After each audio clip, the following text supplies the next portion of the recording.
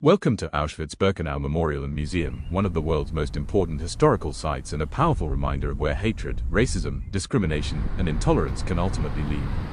Today, we walk through these grounds not simply as tourists, but as witnesses to history. Every building, every railway track, every brick and every personal belonging preserved here tells the story of millions whose lives were forever changed by one of the darkest chapters in human history. Our journey begins in southern Poland, near the town of Auschwitz, known in German as Auschwitz. Following Nazi Germany's invasion and occupation of Poland in September 1939, the Nazis established the first concentration camp here in 1940. Initially, it was intended to imprison Polish political prisoners, resistance fighters, intellectuals, and others considered opponents of the Nazi regime. As the Second World War expanded, however, Auschwitz grew into something far more sinister. The original camp, now known as Auschwitz I, became the administrative center of an enormous complex. Just 3 kilometers away, construction began on Auschwitz II, Birkenau, a vast camp designed both for forced labor and for the systematic murder of human beings. A third camp, Auschwitz III, Monowitz, together with more than 40 sub-camps, supplied forced labor to German industries. Between 1940 and 1945, more than 1.3 million people were deported to Auschwitz. Approximately 1.1 million of them were murdered. The overwhelming majority were Jewish men, women and children from across Europe. Victims also included Poles, Roma and Sinti, Soviet prisoners of war, people with disabilities, Jehovah's Witnesses, homosexuals, and many others whom the Nazi regime considered undesirable. People arrived here from almost every occupied corner of Europe.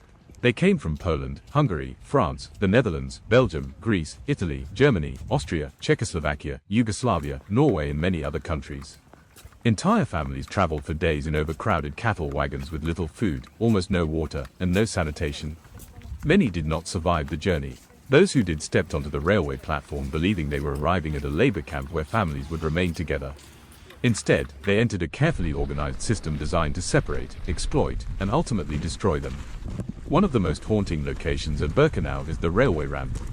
Here, within minutes of arrival, SS doctors and officers carried out what they called selection. With only a brief glance, they decided who would live, for a time, and who would die immediately. Healthy adults judged capable of work were directed one way. Young children, elderly people, pregnant women, the sick, and most mothers with children were directed another. Families were separated forever within moments. Many never realized they were saying their final goodbye.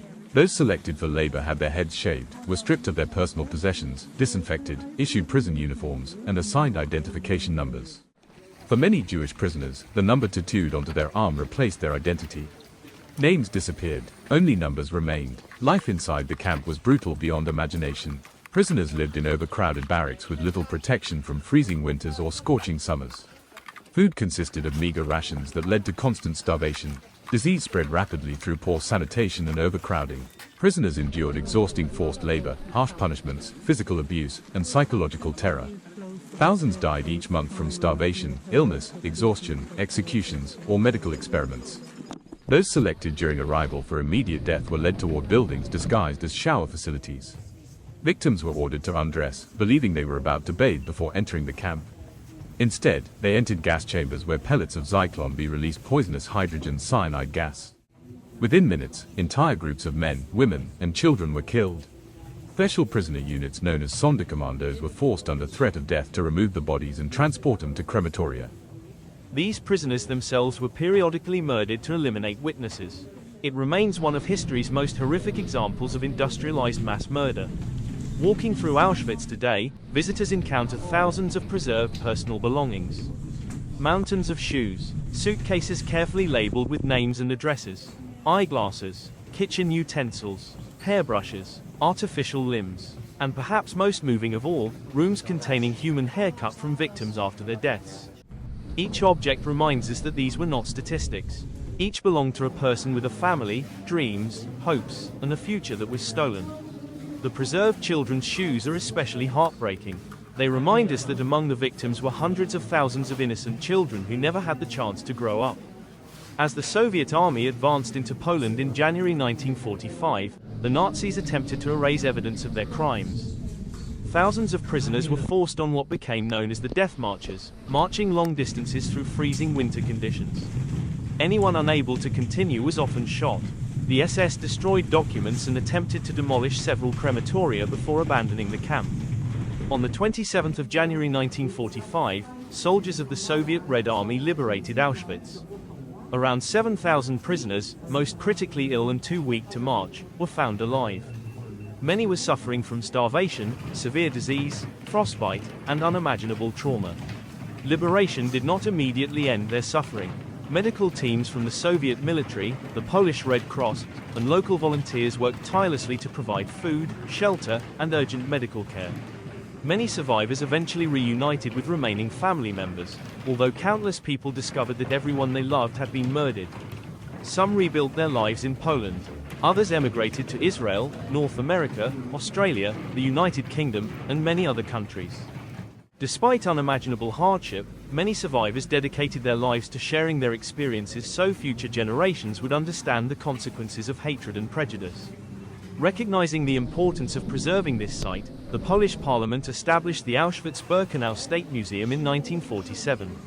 Former prisoners strongly supported its creation, believing that the camp should remain exactly as history left it. Their goal was simple but profound: to preserve the evidence, honor the victims, and educate future generations. Today, conservators, historians, archaeologists, engineers, and researchers from around the world work continuously to protect the original barracks, fences, watchtowers, railway tracks, documents, photographs, and personal belongings. The preservation work is delicate and ongoing. Many buildings were constructed quickly during wartime and were never intended to last decades. International support, including the Auschwitz-Birkenau Foundation established in 2009, helps ensure that this extraordinary place will continue educating future generations. In 1979, UNESCO recognized Auschwitz-Birkenau as a World Heritage Site. Millions of visitors from every continent now come here each year. People of different faiths, cultures, and nationalities walk these same paths, not to celebrate history, but to remember it. Auschwitz stands today not simply as a museum, but as a warning. It reminds humanity of the dangers of anti-Semitism, racism, dehumanization, dictatorship, and indifference. It teaches us that genocide does not begin with gas chambers. It begins with prejudice, discrimination, hatred, propaganda, and the gradual loss of respect for the dignity of others. As our visit comes to an end, we leave with more than photographs or memories. We leave with a responsibility to remember those who were murdered, to honor the survivors who shared their stories, to reject hatred wherever it appears, and to help build a future founded on compassion, justice, human dignity, and peace. The words often associated with this memorial remain as relevant today as ever. Those who cannot remember the past are condemned to repeat it. May the memory of the victims live on.